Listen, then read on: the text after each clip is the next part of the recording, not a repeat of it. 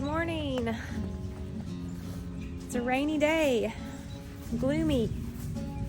It really has me a little unmotivated, to be honest about it. I'm gonna try not to feel that way though. It's nice in here though. I didn't run my stove last night because we were in the 40s and it was rainy, overcast. It really didn't get that cold. The coldest it got in here was 58, so that's pretty good for it being in the 40s outside. It retained heat real well. Seedlings are doing great. Show you guys them real quick. Everything is popping up and growing really nice. Tomatoes are coming up, flowers. Haven't seen those flowers yet, but like I said, I don't expect them just yet. Marigolds.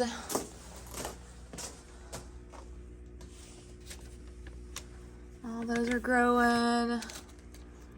Pepper plant still doing good.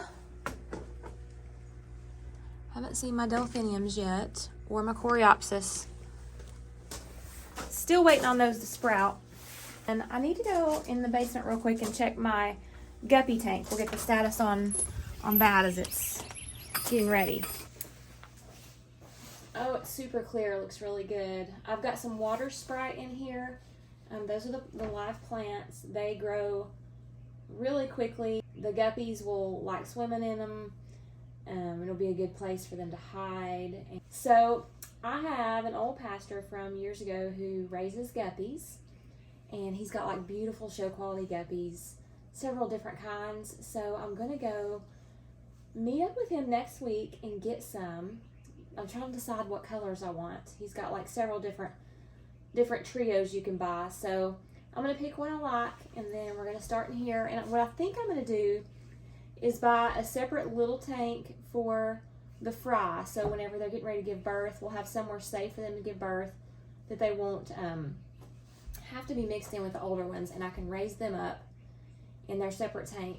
And that is my plan. I'm going to do a little bit more research today on exactly maybe the best size and what to feed them. I've heard like live shrimp is good, live brine shrimp, things like that. So I'll look at the proper nutrition, and I think water temperature is like 78 to 82 on them. And then I think like a sponge filter or something to go in there that they can't get sucked into, like this filter right there, because they're so tiny after they're born. So I'm pretty excited about that, and that is just a little project I can do in here that, goes really well with the other stuff that I do, and will be really fun to share with you guys as well. So that's where I'm at on that. All right, y'all, so I'm going to give y'all an update on my ear. Today is day 8 on my steroids, which I'm stepping down now to smaller increments over the next 4 days, and then I'll be done with them. And I noticed, especially yesterday, a huge difference, like from where I was last week. I don't have that constant rumbling that I had before. That was what was so bad. And that, thank the Lord, has let up.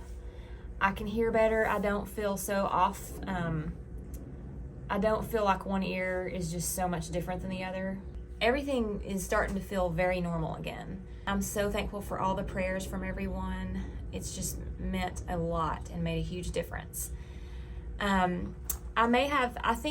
still have a little bit of noise sensitivity, but not to the degree that it was. It's better. I've been able to go through the day and do a lot of my normal activities and not really think about it a whole lot or notice it like I was last week. I was just constantly noticing it. And so that's been a big relief. I'll go back again, like I said, on the 25th, I think. They'll check my hearing. I have an MRI before that, the day before that. Hopefully everything will continue on its way to getting better, and I will keep you guys updated. All right, let's feed the fish. They're like, please, Mama, give me some food.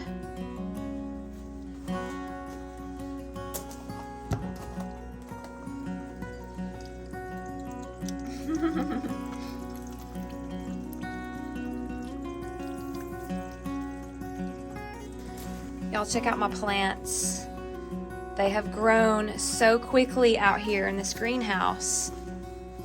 I mean, I've separated them several times, and I will probably continue doing that, and I'll have an abundance amount. I'll end up having to probably take them out and may have to rehome some, or if anybody wants some plants, I'll have so many. How are y'all doing today? And those are water hyacinths. They have grown insanely. I want to show you my succulent down here. This is one of my echeverias, and I showed y'all a little while back, but it is gorgeous.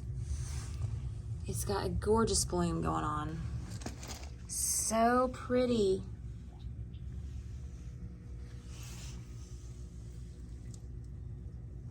I love echeveria blooms. I love all succulent blooms. They're all so different.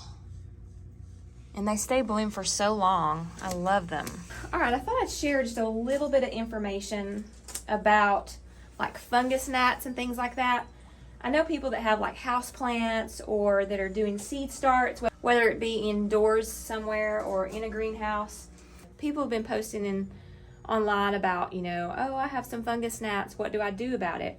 Well, I encountered some over the fall of last year is when I first started getting them, because I planted some seeds in here, and because it was fall, things weren't drying out as quickly. So one of the number one factors in getting fungus gnats is wet soil that just sits there and stays wet.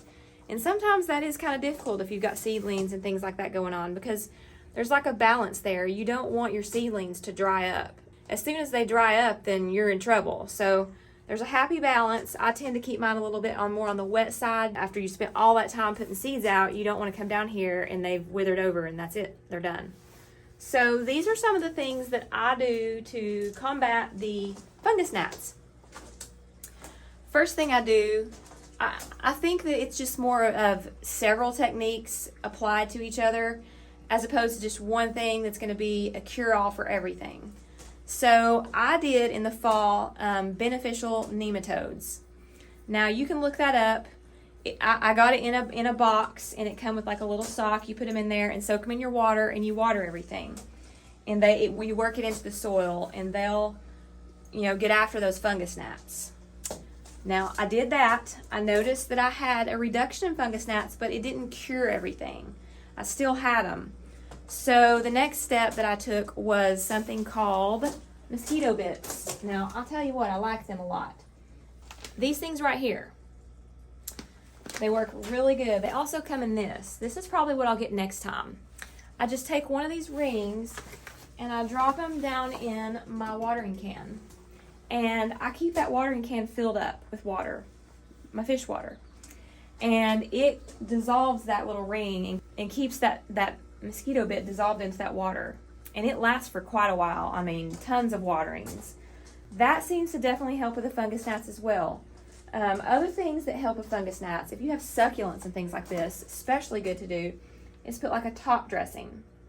I use sand a lot for a top dressing in some things, even on my flowers. This has sand in it. I've never had any fungus gnats in those. I don't ever see any gnats in the ones that have a top dressing. Another key is if you're watering a whole lot, you can bottom water. Now I try to buy all these little trays and things like that to put all my cups in.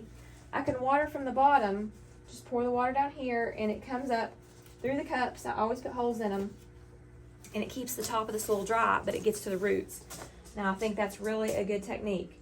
So all these things like that help. Now if I have like a big infestation, I did have some on my zinnias. I seem to get them on there every now and then. So I make insecticidal soap.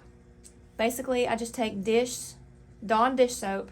I think it's a tablespoon to a gallon. If you don't have that big of a sprayer, you can, lower the ratio. And I'll usually take them outside and I will just spray them with that insecticidal soap. I mean, I just douse them down. And you can also do peroxide and things like that and then just kind of spray them off. I think like sometimes alcohol and stuff like that, you can wipe the leaves down. But with all those techniques, I keep it pretty manageable. I'm doing pretty good in here. I've not noticed anything. Like I said, I took these out last week. They look pretty clean now. Sometimes they do come back. It's just kind of like you have to keep getting after them. Certain plants seem to be more prone than others. The plants that I mostly see it on are my zinnias. Not sure why. They're just kind of attracted to those. I just kind of keep up on these different methods and kind of rotate And like I said, I always keep the mosquito bits in there.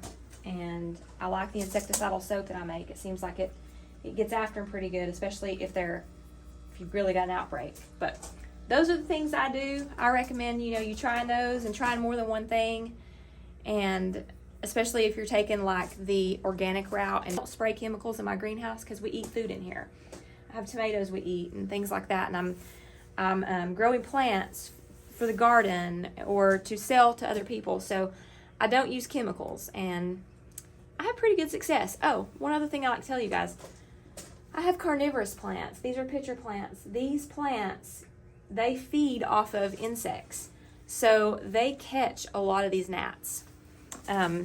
You'd be super surprised how many you can look down in there and see in there. So these are very beneficial. But I will say one thing about carnivorous plants is they're tropical. So you've got to have a really tropical area for them. They've got to have humidity, and they've got to be wet all the time in the soil. So that's one thing. If you don't have that kind of area, they're not going to thrive very good. And another thing I forgot to mention, very beneficial in getting rid of some of these adult fungus gnats. Get you some yellow sticky tape. I know this is disgusting, but look at that. It will get, if you have an outbreak on a certain plant or something, you've got going on in your greenhouse or inside, put that nearby. It will kill a lot of adults. So I definitely recommend those as well to add to your arsenal. All right, I'm headed back inside, and I hope you guys have a wonderful day, and I'll see y'all soon.